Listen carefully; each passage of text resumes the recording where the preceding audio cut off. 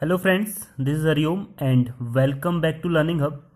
बात करेंगे आज की वीडियो में कुमाऊं यूनिवर्सिटी नैनीताल के बीएड एंट्रेंस एग्ज़ाम के सीरीज़ में अगला पेपर जो कि है विज्ञान वर्ग से अर्थात साइंस ग्रुप का जो पेपर है उसकी बात करेंगे। और इस सीरीज़ के जो बाकी पेपर्स हैं, यदि आपने उनको नहीं देखा हुआ है तो उसका लिंक जो है आपको डिस्क्रिप्शन बॉक्स में मिल जाएगा। आप वहाँ जाके देख सकते हैं या फिर हमारे चैनल को डायरेक्ट विजिट करके भी वहाँ पे देख सकते हैं।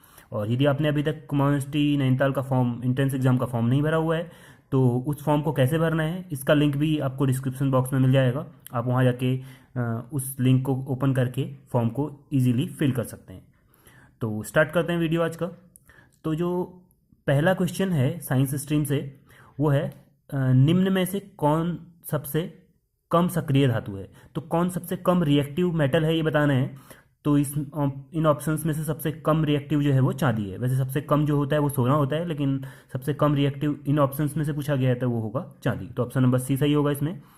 अगला क्वेश्चन, एक मोमबत्ती की लौ की सबसे बाहरी परत होती है। तो जब हम कैंडल जलाते हैं तो उसमें डिफरेंट डिफरेंट लेयर होती हैं, तो जो सबसे बाहर की जो लेयर होती है वो सबसे ज़्यादा गर्म होती है। ठीक है, तो ऑप्शन नंबर सी इसमें सही होगा।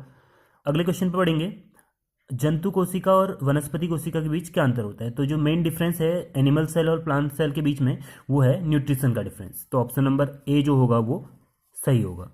अगले क्वेश्चन पर पढ़ेंगे, क्वेश्चन नंबर फोर्थ, अधिक खाने के कारण होने वाली जो अपच है उसके उपचार के लिए क्या करेंगे। तो अधिक खाने से क्या होती है, एसिडिटी होती है, तो उसके इलाज के लिए हम जो है वो एंटी एसिड्स को यूज करेंगे। तो ऑप्शन नंबर सी इसमें सही होगा।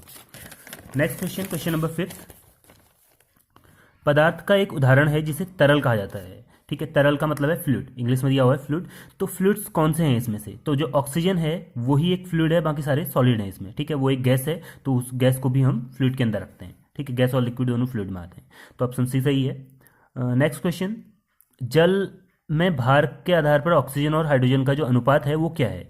तो ऑक्सीजन और जो होती है वो ज़्यादा वेटेड होती है, उसका एटॉमिक नंबर 16 होता है और हाइड्रोजन का 1 होता है। तो यदि जल का निकालें तो वो जो रेशियो आता है वो 8:1 आता है। ठीक है, अगला क्वेश्चन, हमारे आमाशय में प्राकृतिक रूप से जो उत्पन्न होने वाला अम्ल है वो कौन सा है। मतलब जो हमारा स्टमक है उसमें जो एसिड निकलता है वो कौन सा है, वो एसिड जो होता है वो होता है हाइड्रोक्लोरिक एसिड।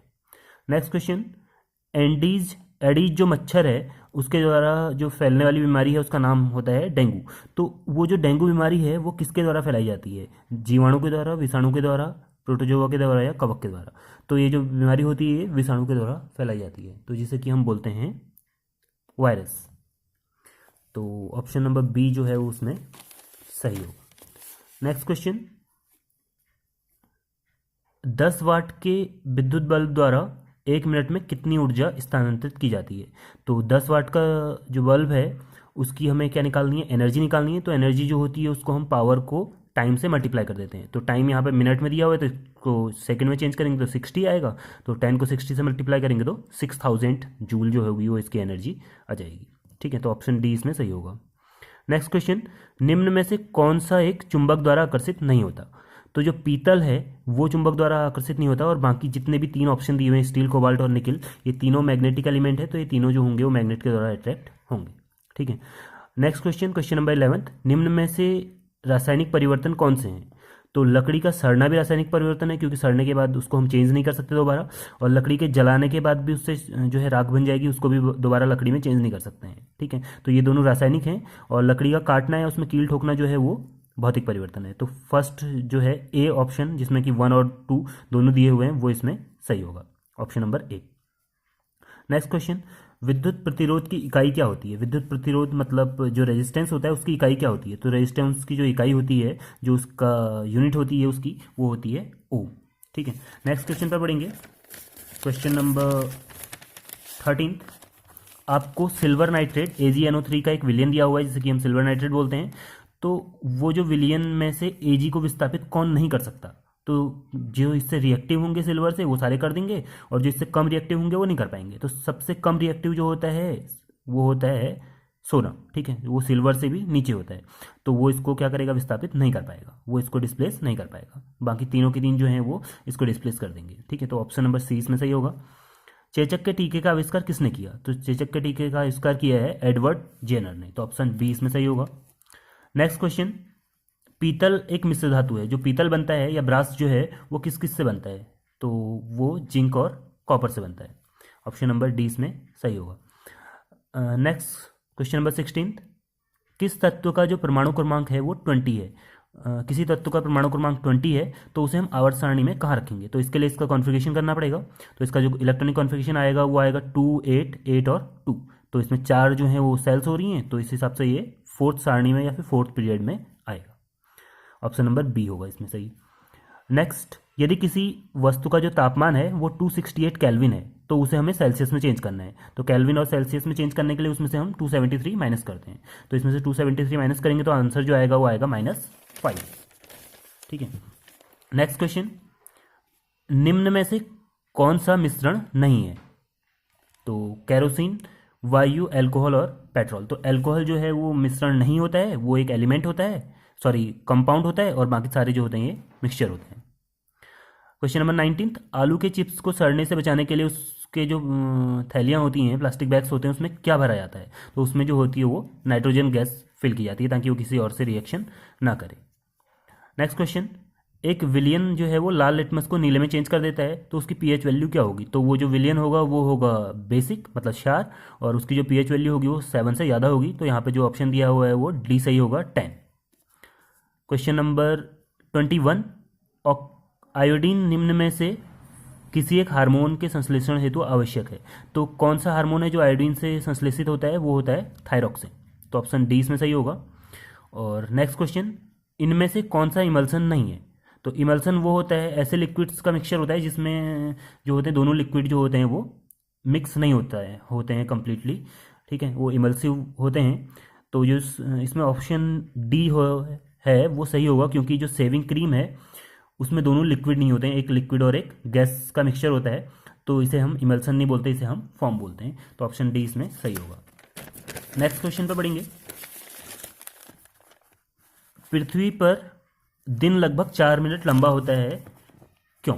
तो पृथ्वी पर जो दिन है वो 4 मिनट लंबा होता है। 2 मिनट जो है वो सुबह लंबा होता है, 2 मिनट शाम को लंबा होता है। वो इसलिए होता है, वो होता है जो स्कैटरिंग होती है जिसे हम प्रकीर्णन बोलते हैं उसके कारण। और वो जो प्रकीर्णन होता है वो यहाँ पे एटमॉस्फेयर होने के कारण होता है। तो एटमॉस्फेयर में बहुत सारी गैसेज हैं, उसी की वजह से स्कैटरिंग होती है लाइट की। तो उसी की वजह से 2 मिनट जो है सूर्यास्त से पहले और 2 मिनट सूर्यास्त के बाद हमें जो है सूर्य वो दिखाई देता है। ठीक है, तो ये जो कारण है इसमें वायुमंडल है। ठीक है, डायरेक्ट कारण स्कैटरिंग है और इनडायरेक्ट जो कारण है वो पृथ्वी पर वायुमंडल का होना है। तो ऑप्शन डी इसमें सही होगा। जो फिश लीवर ऑयल है उसमें क्या चीज़ जो है वो अधिक मात्रा में होती है? तो जो फिश लीवर है का जो ऑयल होता है उसमें विटामिन ए भी होता है, विटामिन डी भी होता है। तो ऑप्शन सी जो है 1 और 4 इसमें सही होगा। नेक्स्ट, 1 नैनोमीटर किसके बराबर होता है? तो 1 नैनोमीटर होता है 10⁻⁹ मीटर, लेकिन ऐसा कोई ऑप्शन नहीं है यहाँ पे। यहाँ पे जो ऑप्शन है वो 10⁻⁹ मिलीमीटर है, तो ये सही नहीं होगा, बल्कि 10⁻⁷ सेंटीमीटर वाला ऑप्शन इसमें सही होगा। उसको हम चेंज करेंगे तो 10⁻⁷ इसमें जो है आंसर आएगा। नेक्स्ट, एक संयोजकता वाले तत्व होते हैं तो जिसकी जो वैलेंसी होती है वो 1 होती है। तो वो क्या होते हैं? वो धातु होते हैं, अधातु होते हैं या उपधातु होते हैं? तो क्या होते हैं? वो जो होते हैं वो कुछ भी हो सकते हैं, वो मेटल्स भी हो सकते हैं और नॉन मेटल्स भी हो सकते हैं। तो धातु और अधातु दोनों हो सकते हैं। तो ऑप्शन नंबर डी इसमें सही होगा। ठीक है, तो एक जो वैलेंसी होती है वो धातुओं की भी हो सकती है और अधातुओं की भी हो सकती है। ठीक, नेक्स्ट, निम्न में से कौन ऊर्जा की इकाई नहीं है? तो जो ऊर्जा की इकाई है वो इनमें से किलोवाट नहीं है। किलोवाट जो है वो पावर की इकाई है और बाकी सारी जो है ये एनर्जी की इकाई है, मतलब ऊर्जा की इकाई है। नेक्स्ट क्वेश्चन, मानव निर्मित जो रेयन है, मतलब जो फाइबर है रेयन, वो किस नेचुरल चीज़ से सिमिलरिटी शो करता है? मतलब किस नेचुरल एलिमेंट की तरह होता है वो जो होता है वो कपास की तरह होता है। ठीक है, तो ऑप्शन डी इसमें सही होगा। नेक्स्ट 29, चांदी से बनी वस्तुएं हवा में लंबे समय तक रखने के बाद काली पड़ जाती हैं। तो ऐसा क्यों होता है? क्योंकि उस पर जो है सल्फाइड की एक लेयर जम जाती है। तो ऑप्शन नंबर सी इसमें सही होगा। नेक्स्ट क्वेश्चन, दूध द्वारा उपलब्ध नहीं कराया जाता। दूध में से हमें क्या नहीं मिलता? कार्बोहाइड्रेट नहीं मिलता, विटामिन नहीं मिलता, विटामिन ए और डी नहीं मिलता, कार्बोहाइड्रेट प्रोटीन और वसा नहीं मिलता, खनिज और फास्फोरस कैल्शियम नहीं मिलता या आयरन नहीं मिलता। तो ये ऊपर के ए बी और सी जो हैं ये सबके सब हमें मिलते हैं, लेकिन केवल आयरन जो है वो मिल्क से हमें नहीं मिलता है। तो ऑप्शन डी जो है वो इस क्वेश्चन में सही होगा। अगले क्वेश्चन पे पढ़ेंगे, क्वेश्चन नंबर 31, अधातु जो कक्ष तापमान पर द्रव अवस्था में रहती है वो कौन सी जो है नॉन मेटल है जो रूम टेम्परेचर पे लिक्विड रहता है, तो वो होगा ब्रोमीन। तो दो ही एलिमेंट हैं जो रूम टेम्परेचर पे लिक्विड रहते हैं, एक मेटल एक नॉन मेटल। तो नॉन मेटल में ब्रोमीन है और मेटल में जो है वो मरकरी है। ठीक है, तो नेक्स्ट क्वेश्चन पर पढ़ेंगे, क्वेश्चन नंबर 32। निम्न में से कौन सा तत्व नहीं है, कौन सा इनमें से एलिमेंट नहीं है? तो ऑप्शन नंबर सी जो है सिलिका, वो एलिमेंट नहीं है, सिलिकॉन एलिमेंट है, लेकिन सिलिका जो है वो कंपाउंड है एक। ठीक है, तो next question, question number 33। CNG का जो मेन घटक है वो क्या है, मेन कंपोनेंट सीएनजी में क्या होता है, वो होता है मीथेन। ऑप्शन सी जो होगा वो सही होगा। निम्न में से जो ग्रीन हाउस गैस है वो कौन सी नहीं है? तो इनमें से नाइट्रोजन जो है वो ग्रीन हाउस गैस नहीं है, बाकी कार्बन डाइऑक्साइड, मीथेन और नाइट्रस ऑक्साइड ये तीनों ग्रीन हाउस गैसेस के अंदर आती हैं। ठीक है, नेक्स्ट, एक बांध में इकट्ठा किए गए जल में होती हैं कौन सी एनर्जी होती है? उसमें होती है स्थितिज ऊर्जा, मतलब उसमें पोटेंशियल एनर्जी होती है, क्योंकि हम उसको रोक के रखते हैं, फिर जब हम उसे चलाते हैं तो वो चेंज हो जाती है गतिज ऊर्जा में, मतलब काइनेटिक एनर्जी में। ठीक है, नेक्स्ट, सोनार में हम इस्तेमाल करते हैं, तो सोनार हम कहाँ पे यूज करते हैं, जहाँ सोनार में कौन सी वेव्स को हम यूज करते हैं? उसमें हम जो है अल्ट्रासोनिक वेव को यूज करते हैं, तो पराध्वनिक तरंगे इसे हम हिंदी में बोलते हैं। ठीक है, नेक्स्ट क्वेश्चन पे पढ़ेंगे, क्वेश्चन नंबर 37। संजय गांधी वन्यजीव अभयारण्य स्थित है, तो संजय गांधी जो वन्यजीव अभयारण्य है वो कहाँ है? वो है महाराष्ट्र में, तो ऑप्शन डी इसमें सही होगा। नेक्स्ट, सूर्योदय और सूर्यास्त के समय सूर्य का रंग जो लाल होता है वो क्यों दिखाई देता है? तो पहला कारण तो है इसका, लाल रंग सबसे कम बिखराव होता है, मतलब उसकी जो स्कैटरिंग होती है सबसे कम होती है, और उसकी जो वेवलेंथ होती है सबसे ज़्यादा होती है, इसलिए वो दिखता है। और जो ऑप्शन डी दिया हुआ है ये भी सही है कि नीले रंग का बिखराव अधिक होता है तो उसकी लेंथ कम होगी, तो ये भी इसमें सही है। तो दोनों ऑप्शन इसमें सही हैं, जो आप चूज करें कोई भी एक ऑप्शन इसमें से लगा सकते हैं आप। नेक्स्ट क्वेश्चन, निम्न में से कौन सी एक धातु को चुंबकीय विभाजन द्वारा अलग नहीं किया जा सकता? ठीक है, तो क्रोमियम जो है इसको अलग नहीं किया जा सकता, बाकी निकल, कोबाल्ट और स्टील जो हैं ये मैग्नेटिक सेपरेशन द्वारा अलग हो सकते हैं, क्योंकि ये मैग्नेटिक एलिमेंट होते हैं। नेक्स्ट क्वेश्चन, एक कण है आपके पास जो एक्स, जिसमें 17 प्रोटॉन है, 18 न्यूट्रॉन और 18 इलेक्ट्रॉन है, तो वो उसमें क्या होने की संभावना है? तो इसमें इलेक्ट्रॉन 18 हैं और प्रोटॉन 17 हैं, तो इलेक्ट्रॉन ज़्यादा हैं तो ऑब्वियस सी बात है क्या होगा, नेगेटिव आयन होगा, मतलब ऋण आयन होगा। अगले क्वेश्चन पर पढ़ेंगे, क्वेश्चन नंबर 41। गुण जो अम्ल द्वारा प्रदर्शित नहीं किया जाता, तो जो एसिड द्वारा जो गुण प्रदर्शित नहीं किया जाता वो बेस होगा, मतलब बेस का गुण होगा। तो इन ऑप्शंस में से जो थर्ड ऑप्शन है कि वो साबुन की तरह प्रतीत होते हैं, मतलब साबुन का मतलब बेस। ठीक है, तो ऑप्शन सी इसमें सही होगा। नेक्स्ट क्वेश्चन, लचीला एवं तार खींचने योग्य है वह उत्तम वर्णन है, मतलब कि ऐसा कौन सी चीज़ होती है जो मेलेबल होते हैं और डक्टाइल होते हैं, तो वो मेटल्स होते हैं। ठीक है, मेटल्स की जो प्रॉपर्टी होती है वो मेलेबिलिटी एंड डक्टिलिटी होती है। नेक्स्ट क्वेश्चन पे पढ़ेंगे, क्वेश्चन नंबर 43। मनुष्य की आंख किसी वस्तु का जो प्रतिबिंब है वो कहाँ पर बनाती है? तो वो जो इमेज है वो बनती है रेटिना पे।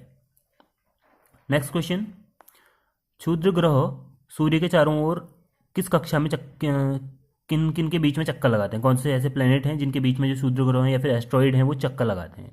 तो वो हैं बृहस्पति और मंगल, मतलब जुपिटर और मार्स के बीच में जो होती है वो जो एस्ट्रॉइड बेल्ट है वो होती है। Question number 45। निम्न कोशिकाओं में से किसमें केंद्रक नहीं होता? तो जो आरबीसी की सेल्स होती हैं उनके अंदर जो है वो न्यूक्लियस नहीं होता, वो विदाउट न्यूक्लियस होती है। Question number 46। निम्न में से कौन सी ऊर्जा के प्रकार का उपयोग जल को इसके तत्वों में अपघटन के लिए किया जाता है? मतलब यदि हमें वाटर को अलग अलग उसके एलिमेंट में डिवाइड करना है तो उसके लिए हम इलेक्ट्रोलिसिस यूज करते हैं, और इलेक्ट्रोलिसिस के लिए हमको चाहिए विद्युत ऊर्जा, तो ऑप्शन नंबर डी इसमें सही होगा। नेक्स्ट, मधुमक्खी के डंक का उपचार किया जाता है किससे? क्योंकि मधुमक्खी के डंक में फॉर्मिक एसिड होता है, तो एसिड है तो उसमें हम एंटी एसिड लगाएंगे या बेस लगाएंगे, तो option number B sodium hydrogen carbonate इसमें सही होगा। Question number 48। तत्व जिसकी पौधों को सर्वाधिक मात्रा में जरूरत होती है, तो पौधों को सबसे ज़्यादा मात्रा में जरूरत होती है नाइट्रोजन की, और जिसको वो डायरेक्ट नहीं ले पाते हैं, जिसके लिए वो सिम्बायोटिक रिलेशनशिप के तहत लेते हैं, राइजोबियम नाम का जो एक कवक होता है, मतलब एक बैक्टीरिया होता है, उससे ये लेते हैं। ठीक है, तो ऑप्शन नंबर डी इसमें सही होगा।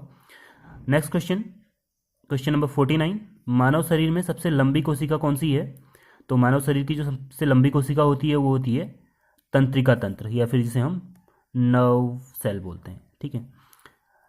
और लास्ट क्वेश्चन, जेट जो वायुयान होते हैं, जेट जो विमान होते हैं, उनका जो इंजन है उसमें कौन सा ईंधन यूज किया जाता है? तो जो जेट विमान है उनके जो इंजन है उसमें जो फ्यूल यूज किया जाता है वो फ्यूल होता है कैरोसिन। तो कैरोसिन का हम इसमें यूज करते हैं। तो ऑप्शन नंबर 20 के लिए सही होगा। तो यदि इन क्वेश्चन से रिलेटेड आपकी कोई क्वेरीज हों तो आप कमेंट बॉक्स में पूछ सकते हैं। और यदि आपको वीडियो पसंद आया तो वीडियो को लाइक करें, फ्रेंड्स के साथ शेयर करें और हमारे चैनल को सब्सक्राइब करें यदि आपने अभी तक चैनल को सब्सक्राइब नहीं किया है।